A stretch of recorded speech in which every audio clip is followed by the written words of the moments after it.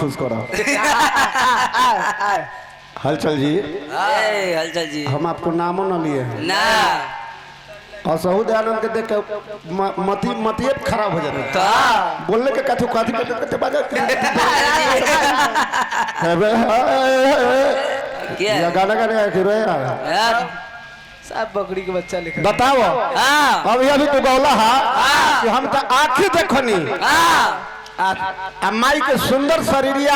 अगिया में जोरे हो रहा है और बाद में कहते हैं कि हीरो हीरोइन के रोल है ना बबुआ। माई के आत्मा के शांति भेटा सब भी कभी कभी तेरा दिल में याद आओ ये कैसा हीरो है कि माई के उन्हें अर्थी जड़ रहा है इनको कभी कभी दिल में याद आ रहा है। ये कौन हीरो रहे भाई? सबसे बड़ बोका हीरो, सब भड़ुआ हीरो रहे। बताई गम के गीत हो रहा बा कभी कभी तेरा दिल में याद आवे लगे अलग अलग कमर हिलावे यह तार गौनई बा तारा बस के चीज गौनई हो ना भले तू रोए वाला नाटक कैला ना हमरा बढ़िया लागल ना हो दयानंद भाई ऐसे दयानंद भाई वैसे क्या वैसे मर्दानी रखिए और नहीं तो मन का अभिमान पहचान को भुलाया है अरे पगले क्या लेकर आया के जग में तू गमाया है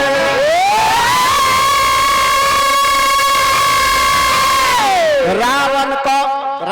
कौरव कंस धन धर्म और वंश ये तीनों का तीन मनमानी में लुटाया है। कहे दयानंद जो आनंद चाह दुनिया में कर लो अच्छा कर्म कमाई जब तक प्रभु का छत्र छाया है।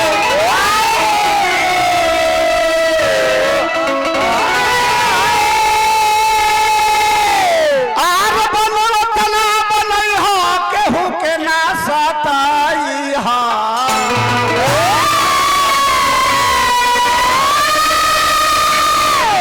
अखिलेश बाबू बुरा करने वाला कर के एक दिन 12 पछतावा। अखिलेश बाबू कहते कि तुम ध्यान दो हमर तो ध्यान तोरा पर है तू कहिया ध्यान दो। गीत गौला निर्गुण का है बाबूजी तुम ध्यान दो अब हो परचिया ये बंतु ब्यास से होगा कभी निर्गुण। आओ कर ले अखिलेश भाई आई जौना के उपलक्ष्य में आयल बने ओह माता स्वर्गीय शोभा देवी जी सुपुत्र उनकर सत्येंद्र राय जी उपेंद्र राय चश्मा लगाए सर नहीं जी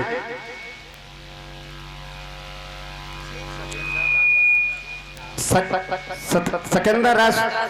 सुरेंद्र राय जी लखेंद्र राय जी बाद में धर्मेंद्र राय जी आई बबुआ जी जबन माई है दुनिया के छोड़नी है चार भाई जबन बानी चार गो भाई ना पूरा परिवार तू कहला कि नया गावतनी नया गावेलो आज से 25 साल पहले विष्णु ओझा गा दिया है आ तू आज तक बांसवा के विमान लेके धोते है ये पूरा परिवार घेर के बैठल रहनी है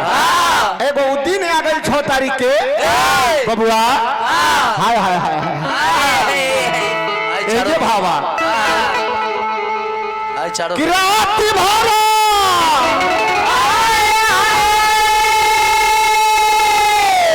बेटी नाती पोता दामाद सब लोग घेर के बैठल रहने हैं माई ताकतिया माई कुछ खइबे का दादी कुछ खइबे का नानी हमरा चिन्हल ही ना बबुआ माई के तू बात कहला कि भौजाई की कहानी शुरू कर दिया 4 गो युग हम कहे हैं उतने बात कहे हैं वो तोरा बस के चीज ना है कारण कि तोरा दिल में छेद है तू अपना के तो पहचानबे न करेला और लक्ष्मण जी के नाम ले ली हला लक्ष्मण जी के चरण जकरा में सट गया है ना उसको तरन हो गया है। सही बात बबुआ जी आर रात भरा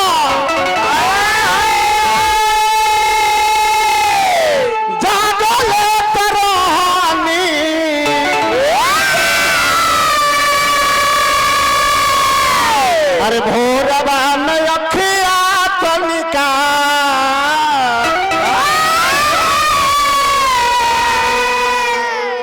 एला गोले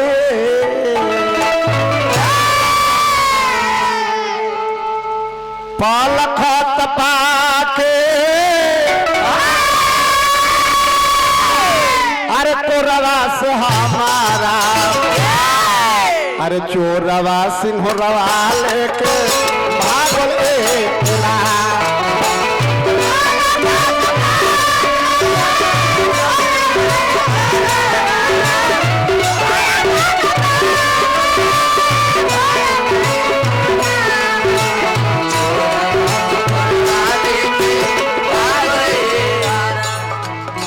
तनी विचार करे सतेंद्र बाबू पूरा परिवार रात भर जागले तो रहनी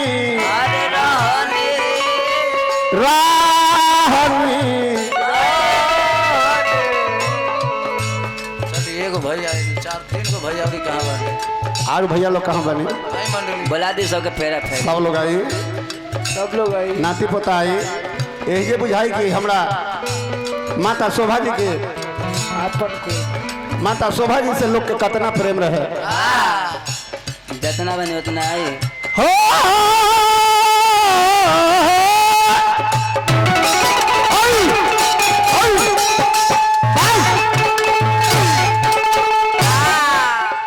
बेताले सब चिल्ला के मर जाएगा अब भैया जाके बल्ला पर झाड़ा लो फिर होता चल काल मेरा रात भर जागल तरहानी भोरवा में अखिया तनिका लागले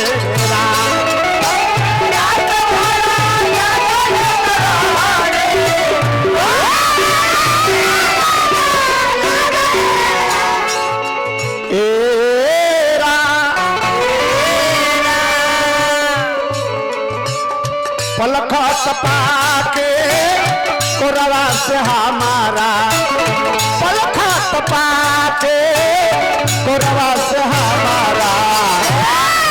पूरा परिवार खातिर तनिका देर के समय ना मिलल पलखत पाके कोरवा से हमारा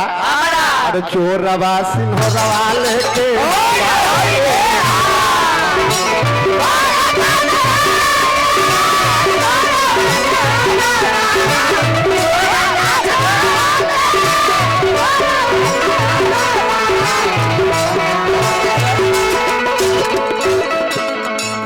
बबुआ आई में हीरो हीरोइन के जरूरी ना हो जवन गीत गावो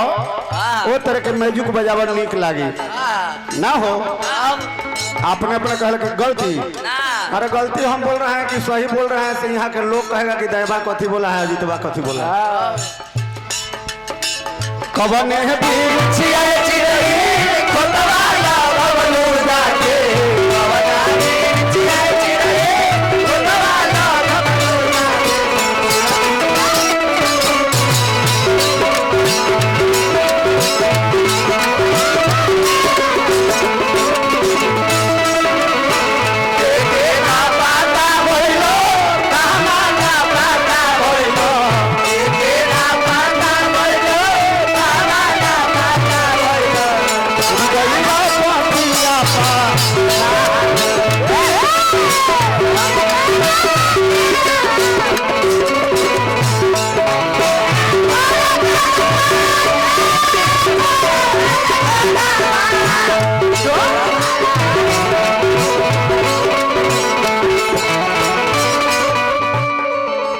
आई हमरा संतोष बाबू डोरीगंज के धरती से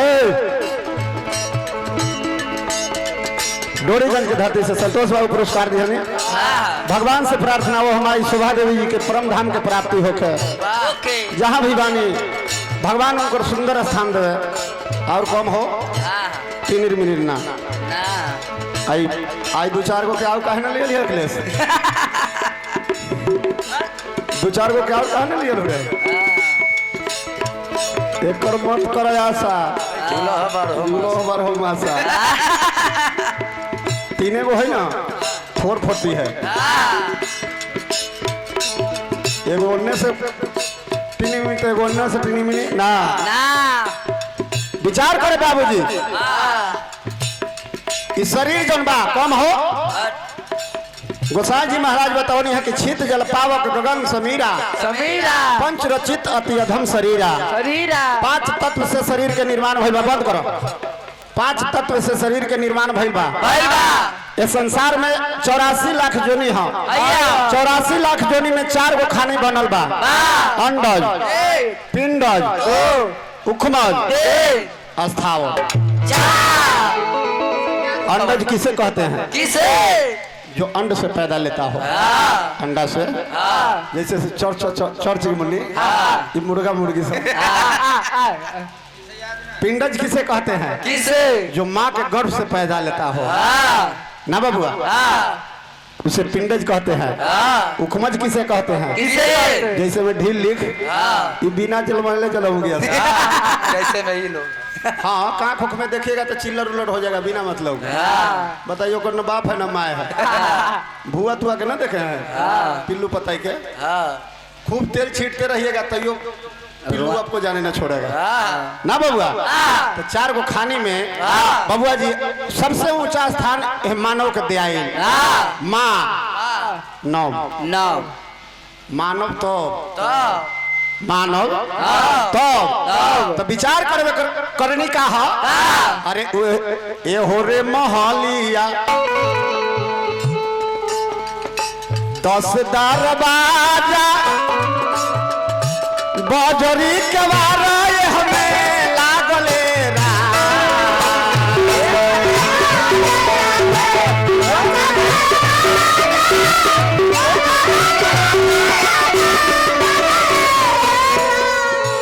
ये हो रे महलिया के 10 दरवाजा बजरो के बारा हमें लागले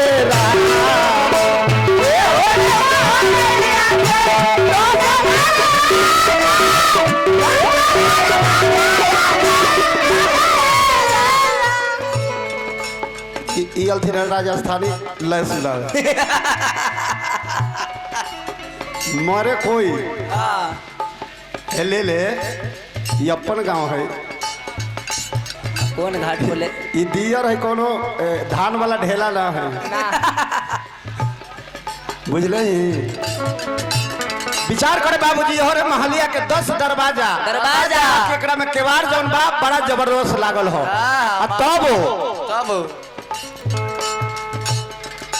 धन मल्लिकार धन आई हमरा शोभा मैया के सुपुत्र भैया हमरा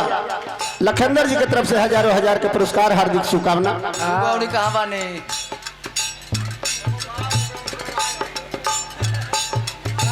ए बबुआ महल भितरिया ऊंची है से जरिया महल भितरिया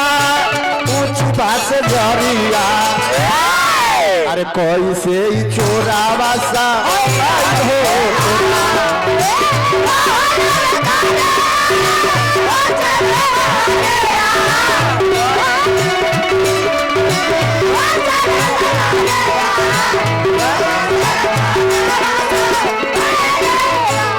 बबुआ तने ना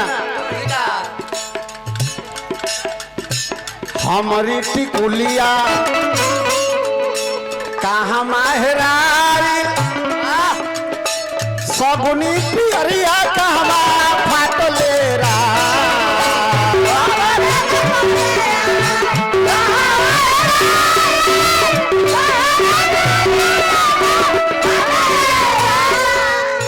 हमारी टिकुलिया कहाँ माहराई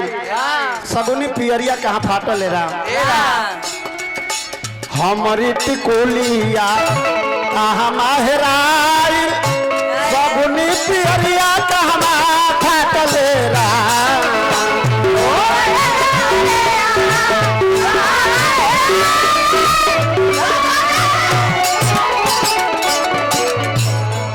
चारों भाई ये सोचे लन कि हाय हो विधाता अरे ये कवन दिन मायाई हाय हो विधाता अरे कवन दिन मायाई चारों भाई खातिर अरे शोभा मैया गईलन शोभा मैया गईलन शोभा मैया गईलन भुलाइए राम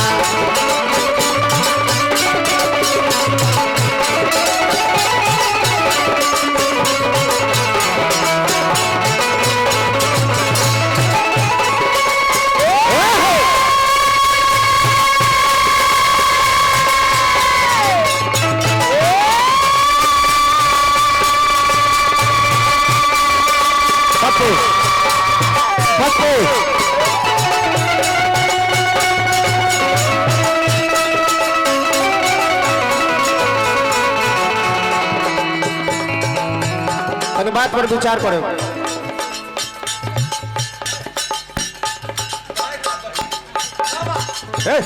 ऊपर से हटो क्या बोले हम इशारा करो चारों भाई को दिन कबल दिन आई रहे बबुआ कि अरे झर झर और बरस तो होई ए बबुआ और कौन भैया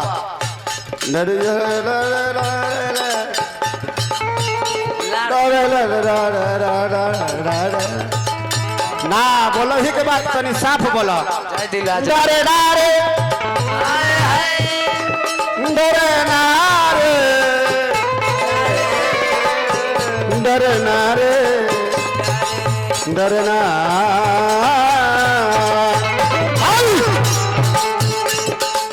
आहो झर झर बरसे नए नावा सत्येंद्र भाई के बरसे ला नए नावा चारों भाई के बरसे ला नए नावा माता जी सपानावा माता जी सपानावा भैलन हो चले आए बाबूजी एगो आज ओह माई के विदाई भइल बा तो इहे तरह के कथा रौरा लोग के बीच में हम परोसता नहीं तनी विचार करे एक बार त्रेता युग नाही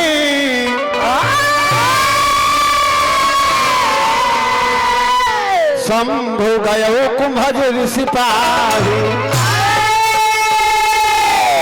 गोसाई जी महाराज लिखनी कि एक बार त्रेता युग माही शंभु गयो कुंभज ऋषि भाई का बबुआ अरे संग सती जग जननी भवानी संग सती जग जननी भवानी अरे पूज मुनि अखिलेश्वर जानी